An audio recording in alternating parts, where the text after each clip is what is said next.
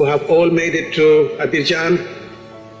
Dear Sadhguru, one of the world's voices and leaders on soil conservation and land in this day and age, having you here is absolutely fantastic, and we welcome you. Namaskaram and good morning to everyone here.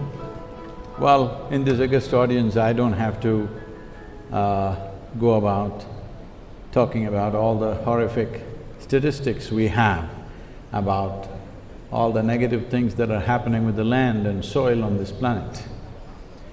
But as a solution, I see definitely there are many nuances to the solution and there are very important aspects which are not small in number or complexity.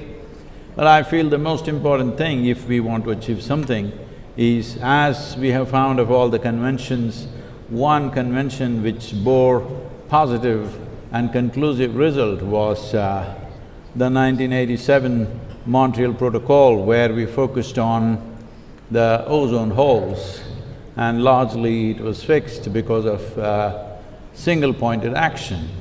I think a time has come where that kind of action is needed for soil.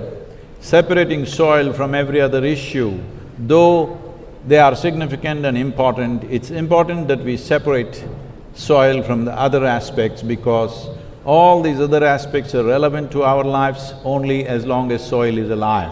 What is it that we can do? I think the most important thing is to put some food there for the microorganisms, which is the fundamental of all life. Putting food there means organic content should rise. If you look at this across the world, not a single nation has a minimum of 3%, not even a single nation. So why can't we set this objective?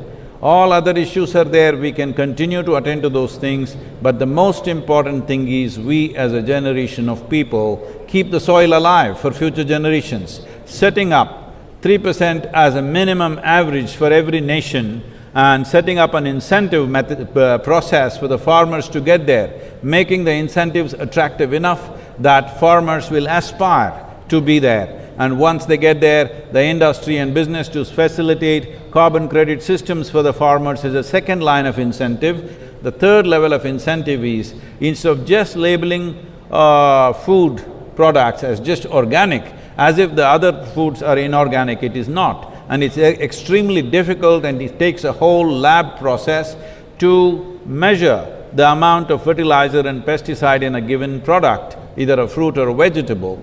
So, the simple thing is to measure the organic content of the soil, which can be done on the land by the farmer. With a little supervision, it can be done. So we can establish 3% organic content. Those who have reached 3% organic content, these products, these agricultural products of fruit and vegetable and grain should find a different shelf in the marketplace.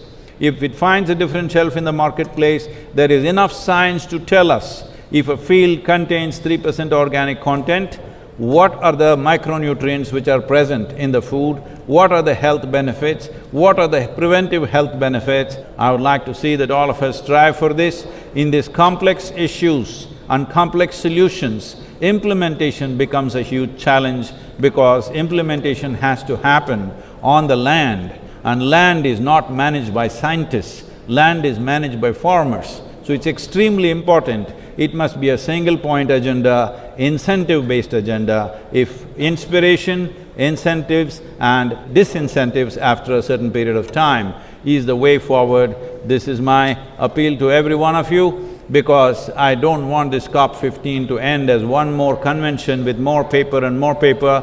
This must end with concrete action, and action in such a way that it's implementable.